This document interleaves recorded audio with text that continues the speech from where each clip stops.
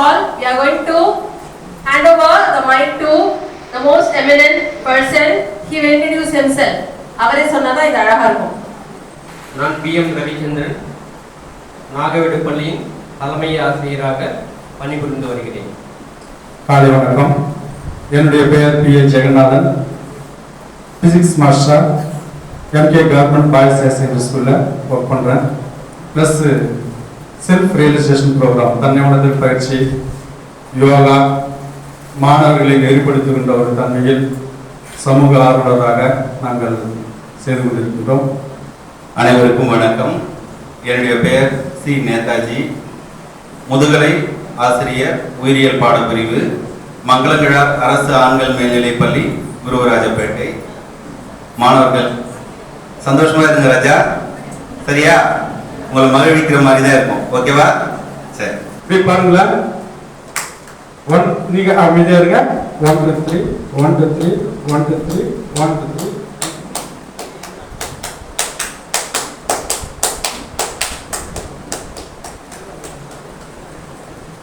கரு வந்து இது, இந்த கரு தான் வாழ்க்கை கரு. இந்த வளைவு நம்ம சொல்லுவோம். அந்த வளைவு பார்க்கும்போது கருவு, இந்த கருவுல வந்து அப்படியே போயிட்டு பீக் போயிட்டு அதுக்கப்புறம் அப்படியே ரெடியூஸ் ஆயிடும். ஸ்டார்ட் பண்ணிக்கலாமா? Ready, start. 1 2 3. மெதுவா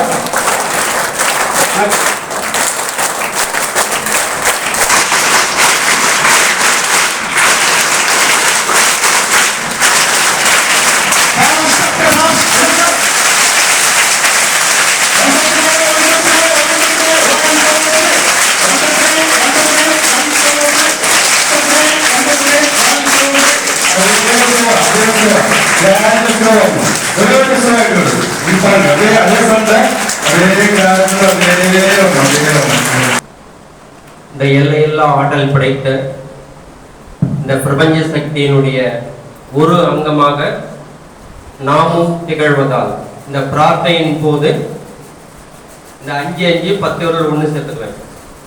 பால் போல, ஒரு பால் போல, ஒரு பால் போல வச்சுட்டு மடியில் வச்சுக்கலாம். எப்படி இது வந்து ஹாக்னி முத்ரான்னு சொல்லுவோம். இந்த ஹாக்னி முத்ராவை பார்க்கும்போது நம்மளுடைய நர்வஸ் சிஸ்டத்தை வந்து சீராக்கி, அதாவது நரம்பு மண்டலத்தில் சீராக்கி நினைவாற்றலை மேம்படுத்தக்கூடிய மகா சக்தி வாய்ந்த ஒரு முத்ரா, ஹாக்னி முத்ரா. பேர் தெரியல பரவாயில்ல, வச்சு ஒரு பால் போல வச்சுட்டு உங்களுடைய மடியில் வந்து வச்சு நிமிர்ந்து உட்காந்து கண்ணை மூடிட்டு இது கூட நம்ம ஜாயின் பண்ண முடியும். Close your eyes, all of you. இங்க இருக்கின்ற அனைத்து அன்பர்களும், டீச்சர்ஸ் எல்லாமே யார் இருக்காங்களோ அவங்கள ஒரே ஒரு நிமிஷம் அப்படியே நம்மளை நோக்கி நம்ம பார்க்க முடியும். கண்ணை மூடிட்டு கண்ணை முடிக்கலாம், அமைதியா கண்ணை முடிக்கலாம். இதுல வந்து எந்த விதமான சாமியும் வந்து இடம்பெற மாட்டாங்க. இந்து, முஸ்லீம், கிறிஸ்டின்ஸ் யார் மனிதர்களோ அவங்க எல்லாம் ஜாயின் பண்ண முடியும். இது வந்து என்ன சயின்ஸ், எல்லாருக்கும் பொதுவானது. எல்லையில்லா ஆற்றல் படைத்த இந்த பிரபஞ்சம், இந்த இயற்கை, இந்த இறைவன், இந்த பரம்பொருளுடைய பரிபூர்ண ஆசிகள் பெறுவதற்காக பிரபஞ்ச சக்தி ஓசையோடு ஒரு பிரார்த்தனையை துவங்குகிறோம்.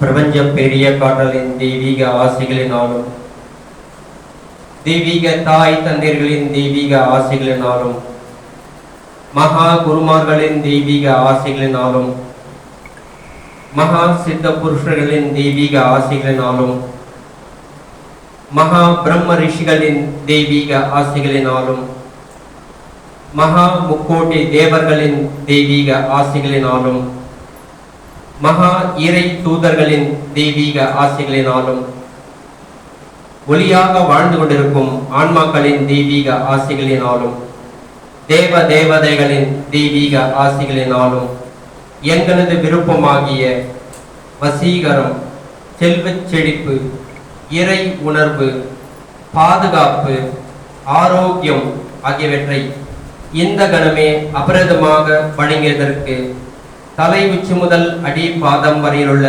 ஒவ்வொரு செல்களின் மூலமாக கோடான கோடி நன்றிகளையும் வணக்கங்களையும் தெரிவித்துக் கொள்கிறோம். அப்படியே ஆகட்டும், அப்படியே ஆகட்டும், அப்படியே ஆகட்டும். நன்றி. மெதுவா கடந்த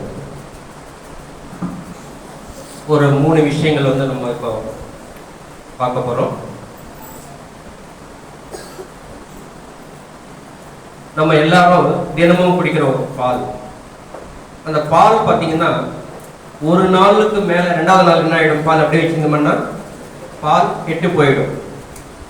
2 நாள் நல்லா இருக்கும்னா என்ன பண்ணா அது கெடாம இருக்கும்? பால் காய்ச்சி வச்சோம்னா கெடாம இருக்கும். 2 நாளுக்கு மேல காய்ச்சின பால் என்ன ஆகும்? கெட்டு போயிடும். இன்னும் கொஞ்ச நாள் நல்லா இருக்கணும்னு என்ன பண்ணலாத? அந்த பாலை வந்து தயிராக்கணும்னா 1 வாரம் வரைக்கும் என்ன இருக்கும்? நல்லா இருக்கும். இன்னும் நல்லா இருக்கணும்னா என்ன பண்ணலாம்? அந்த தயிர் என்ன பண்ணுன்னா மோர் ஆக்கிடலாம். மோர் ஆக்கினா இன்னும் கொஞ்ச நாள் என்ன ஆகும்? நல்லா இருக்கும். இன்னும் கொஞ்ச நாள் நல்லா இருக்குன்னா என்ன பண்ணலாத? நெய் ஆக்கிடலாம். இன்னும் அதனுடைய வாழ்நாள் என்ன ஆகும்? நீடிக்கும். சூப்பர். இன்னும் கொஞ்சம் பண்ணா என்ன பண்ணா அதனுடைய வாழ்நாள் இன்னும் நீடிக்கும்? வெண்ணெய், நெய், கடைசி வந்து நெய். சோ அந்த பாலுக்குள்ள என்னென்னலாம் ஒளிஞ்சிருக்கு? தயிர் ஒளிஞ்சிட்டு இருக்குது, நெய் ஒளிஞ்சிட்டு இருக்கு, வெண்ணெய் ஒளிஞ்சிட்டு இருக்குது. ஒரு சில மாற்றங்கள் செய்யும் போது அதோட வாழ்நாள் என்ன ஆகுது? நீடிச்சுட்டே போகுது. சரியா? அப்போ இந்த பாலினுடைய மாற்றங்களை நம்ம எந்த இடத்துல நீக்கலாம்? பாலா இருக்கலாமா, காய்ச்சின பாலா இருக்கலாமா, தயிரா இருக்கலாமா, மோரா இருக்கலாமா, வெண்ணெயா இருக்கலாமா, நெய்யா இருக்கலாமா? எந்த இடத்துல நிக்கலாம் நம்ம எல்லாரும்? சூப்பர். அது அதிகபட்ச வாழ்நாள் வந்து பாலினுடைய மறு உருவம் எப்படி இருக்கு? நெய்யா இருக்கு. அப்போ நம்ம நெய்யா மாறிடலாமா? மாறலாமா? ரைட். அதே மாதிரி நம்ம கடைக்கு போய் துணி எடுக்கிறோம். எல்லாமே வந்து ரெக்டாங்கிள் ஷேப்ல இருக்கும் துணி. 1 மீட்டர், 1.5 மீட்டர், 2 மீட்டர், 3 மீட்டர் வாங்குவோம். அது யார்கிட்ட போய் கொண்டு போய் கொடுக்குறோம்? டைலர் கிட்ட. அவர் என்ன பண்றாரு?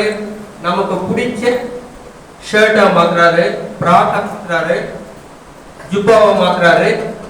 அப்போ தேவையான இடங்கள்ல வந்து துணியை கட் பண்றாரு, தேவையான இடத்துல பட்டன் தைக்கிறாரு. அப்போ ஜஸ்ட் நம்ம மாட்டி விட்டோம்னா அது வந்து ஃப்ரீயா இருக்கும்.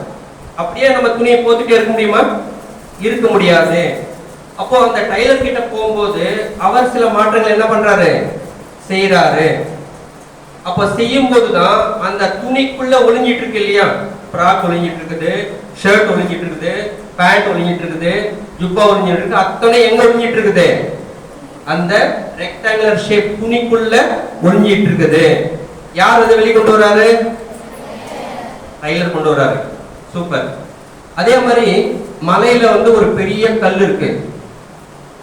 அந்த கல்லு வந்து பாத்தீங்கன்னா வெறும் கல்லா தான் இருக்கு. அந்த கல்லு வந்து கோயிலுக்கு வரும்போது சில கற்கள் வந்து படிகளா இருக்குது. எல்லாரும் போகும்போது வரும்போது அந்த படிக்கல் என்ன பண்றாங்க? மெரிச்சுக்கிட்டே வராங்க. இன்னும் கொஞ்சம் உள்ள போனீங்கன்னா தூண் இருக்கு இல்லையா? தூணான் இருக்குது. அதுவும் அந்த கல் எங்கிருந்து வந்தது? மலைக்கு தான் வந்தது. ரூபா இருக்கு. அதுவும் அந்த மலையிலிருந்து வெட்டி எடுக்கப்பட்ட கல்கள் தான். அதையும் தாண்டி உள்ள மூல வரை போன யார் இருக்குது? சாமி சிலை இருக்கு. அப்போ மக்கள் எதை கும்பிடுறாங்க? படிக்கல்லையா, தூணையா, இந்த ரூபையா? எதை கும்பிடுறாங்க? சாமியை கும்பிடுறாங்க.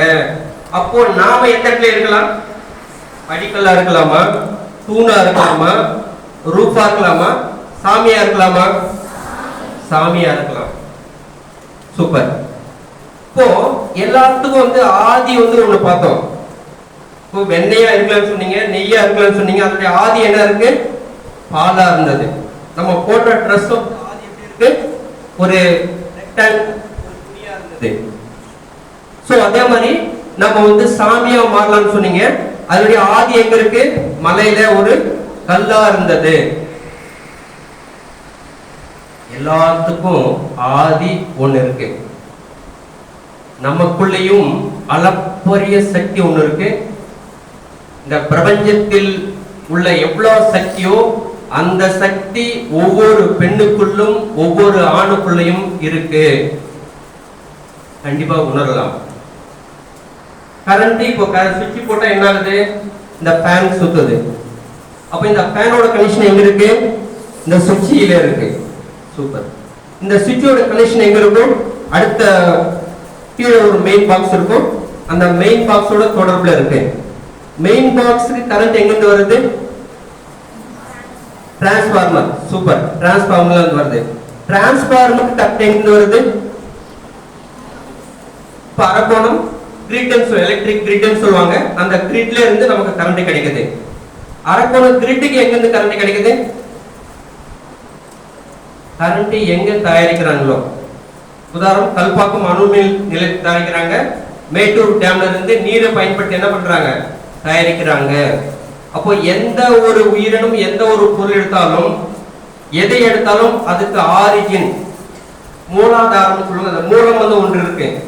அப்போ இதுக்கு இந்த கரண்ட்டுக்கு எல்லாமே மூலம் எங்க இருக்குன்னா, எங்க கரண்ட் தயாரிக்கிறாங்களோ அதோட கனெக்ஷன் இருக்கா இல்லையா? இருக்கா? இப்போ கரண்ட் கல்பாக்கம் அணுமின் நிலையத்தில் தயாரிக்கிறாங்க. அங்க கரண்ட் ஆஃப் பண்ணிட்டா நம்ம ஏரியாவோட ஃபேன் சுத்துமா?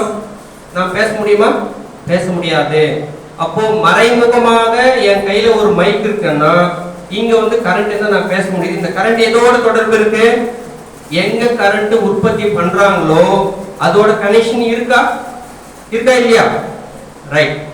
சோ அதே போல நாம வந்து எதன் மூலமாக வந்தோம் அப்படின்னு சொன்னா, முதலில் கண் கண்ட நம்ம தெய்வங்கள் வந்து அப்பா அம்மா, அடுத்து நம்மளை உருவாக்குகின்ற ஆசிரியர் பெருமக்கள். சோ முதலில் என்னை உருவாக்கிய என்னுடைய தாய் தந்தையரையும் எனக்கு அறிவு புகட்டிய ஆசான்களையும் நினைத்து அவருடைய பொற்பாதங்களுக்கு என்னுடைய நன்றியை சமர்ப்பிக்கிறேன். யாரோட தொடர்புல இருக்கும்? அம்மாவோட தொடர்புல இருக்கும். சூப்பர், அருமையா சொல்றீங்க. அம்மாவோட தொடர்புல இருக்கும். அம்மா வந்து குழந்தையா இருக்கும்போது அவங்களுக்கும் யாரோட தொடர்புல இருக்கும்? அவங்களுடைய அம்மா தொடர்புல இருக்கும். அப்படியே நீங்க கனெக்ஷன் போட்டீங்கன்னா, முதல்ல எந்த ஒரு உயிரினும் இந்த பிரபஞ்சத்தில் உருவாகினதோ அந்த குழந்தையோட அந்த தொடர்பு இருக்குமா இருக்காதா? இருக்குமா? இருக்கு இல்லையா? இப்ப நமக்கும் நம்ம அம்மாவுக்கும் தொடர்பு தொப்புள் கொடி. அப்படியே கனெக்டிவிட்டி பாத்தீங்கன்னா, இந்த பிரபஞ்சத்துல முதலில் தோன்றிய ஒரு உயிர் வந்து எதோட தொடர்புல இருக்கும்? அது நம்ம நினைச்சு பார்க்க முடியாது. இந்த பிரபஞ்சத்துல முதலில் உருவாகிய அந்த உயிரோட தொடர்பு, அந்த தொடர்புல இருந்து இந்த வயிற்று தொப்புள் கொடி வரைக்கும் ஒரு தொடர்பு இருக்கு. சார் நீங்க சொல்றீங்க சார், அந்த தொடர்பு எப்படி சார் நாங்க உணர்றது? கொஞ்சம் உணரலாமா? அதை உணரலாம். ஸோ என்ன பண்ணுவோம்னா, கண்ணாடி போட்டுக்கிறவங்க கண்ணாடி கயிட்டுருங்க. கண்ணாடி போட்டுக்கிறவங்க கண்ணாடி கயிட்டு சேஃபா வச்சுக்கோங்க.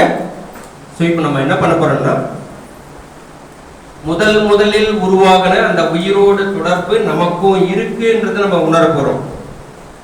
ஸோ இந்த பூமியில இருந்து ஒரு கல் மேல தூக்கி போட்டா என்ன ஆகுது? அங்கே நிக்குதா? என்ன ஆகுது? ஏன் விழுது? சூப்பர், கிராவிடேஷன், புவியீர்ப்பு விசை. அந்த புவியீர்ப்பு விசை நம்ம உடம்புக்குள்ள இருக்கு. யாராவது உணர்ந்து பாத்தீங்களா? நம்ம உடம்புல அந்த கிராவிடேஷன் இருக்கு. பாத்தீங்களா யாராவது? அதை உணரலாமா இன்னைக்கு? ரைட். சோ என்ன பண்ண போறோம்னா,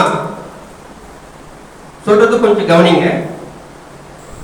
உள் சுவாசம் இழுக்கும் போது இந்த பிரபஞ்சத்திலிருந்து தெய்வீக ஆற்றல்கள் நான் உள்ளிழுக்கிறேன். இது இன்ஹேல். எக்ஸேல் பண்ணும்போது தலை உச்சி முதல் அடி பாதம் வரையிலுள்ள என்னுடைய உடம்பில் ஒவ்வொரு செல்லிலும் இது உள் இறங்குது அப்படின்னு சொல்லிட்டு நினைச்சுக்கணும். உங்களுக்கு சிரமம் வந்தா ஜஸ்ட் கண்ணை மூடிட்டு சுவாசம் மட்டும் பண்ணுங்க. இப்போ இது இன்ஹேல் எக்ஸேல், இன்ஹேல் எக்ஸேல். ஒரு 3 முறை என்ன பண்ணுவோம்னா, இன்ஹேல் பண்ணும்போது இந்த பிரபஞ்சத்திலிருந்து எனர்ஜியை நீங்க இழுக்கிறீங்க. எக்ஸேல் பண்ணும்போது உங்க உடம்பு முழுவதும் பரவுற மாதிரி ஒரு விசுவேஷன் பண்ணுங்க. 2 நிமிஷத்துக்கு அப்புறம் இந்த கைகள் என்ன பண்ணணும், இப்படி தட்டுற மாதிரி கொண்டு வரணும். ஃபர்ஸ்ட் கவனிங்க. 2 முறை 2 நிமிஷத்துக்கு அப்புறம் கை தட்டுற மாதிரி கொண்டு வரணும். அதுக்கப்புறம் என்ன பண்றீங்கன்னா இந்த கைகளை மெதுவா கிட்ட கொண்டு வரணும். மெதுவா கிட்ட கொண்டு வரணும். மெதுவா தூரம் எடுத்துட்டு போகணும். மெதுவா கிட்ட கொண்டு வரணும். மெதுவா தூரம் எடுத்துட்டு போகணும். அந்த 2 கைகளுக்கு நடுவுல என்ன நடக்குது அப்படின்றது வந்து நீங்க ரியலைஸ் பண்ணணும், உணரணும். பண்ணிக்கலாமா? அதுக்கப்புறம் ஓகேன்னு சொன்ன பிறகு அந்த 2 கைகளை என்ன பண்ணணும், கொஞ்சம் தேய்க்கணும். தேய்ச்சிங்கன்னா ஒரு வெப்பம் என்ன ஆகும், ஹீட் ப்ரொடியூஸ் ஆகும். அந்த ஹீட்டை என்ன பண்ணணும், 2 கண்களுக்குள்ள வச்சுக்கணும். அந்த ஹீட்டை 2 கண்களுக்குள்ள வச்சுக்கணும். தலை உச்சிகளை வச்சுக்கலாம். சரியா? ஸ்டார்ட் பண்ணிக்கலாமா? அபரிதிமான சக்தி படைத்த இந்த பிரபஞ்சத்திலிருந்து தெய்வீக ஆற்றல்கள், தெய்வீக அன்பும் தெய்வீக கருணையும் தெய்வீக நன்றி உணர்வும் தெய்வீக ஆரோக்கியம், அபரிதமான சக்தி இவர்களுடைய சுவாசத்தின் மூலமாக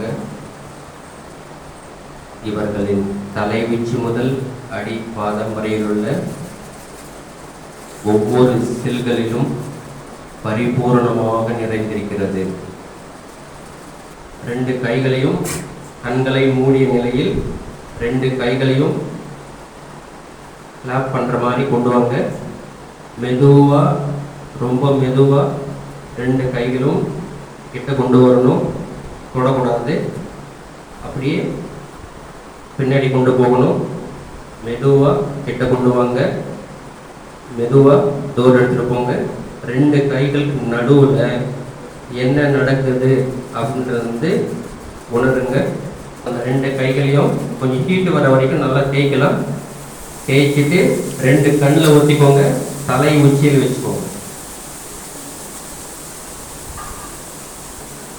நம்ம ஈன்ற நம்ம கண்ணுக்கு முன்னாடி உலாவி வரும் மாதா பிதா குரு, தன்னுடைய அப்பா அம்மா, நம்மை உருவாக்கும் ஆசிரியர்கள். இந்த உலகில் யார் ஒருவன் தன்னை உருவாக்கிய கண்கண்ட தெய்வங்களாகிய மாதா பிதா, தன்னுடைய ஞானத்தை தரும் ஆசிரியர்களை இந்த 3 பேர் யாரெல்லாம் வணங்குகிறார்களோ, மதிக்கிறார்களோ, துதிக்கிறார்களோ அவர்களுக்கு கடவுளுடைய மாதா பிதா குரு தெய்வம் 4வது கடவுளுடைய பரிபூர்ண ஆசிகள் முழுமையாக 100%, 1000%, 1,00,000% அவர்களுக்கு கிடைக்கும். நம்முடைய விஜிஎன் பள்ளி மாணவர்கள் தம்மை ஈன்று உருவாக்கிய ஆசிரியர் தாய் தந்தையர்களையும் ஆசிரியர் பெருமக்களையும் நிச்சயமாக என்ன பண்ணுவாங்க, துதிப்பார்கள், மதிப்பார்கள், போற்றுவார்கள் என்ற ஒரு இறை சிந்தனையோடு இந்த வாய்ப்பளித்த அத்தனை பேருக்கும் நன்றி, வணக்கம்.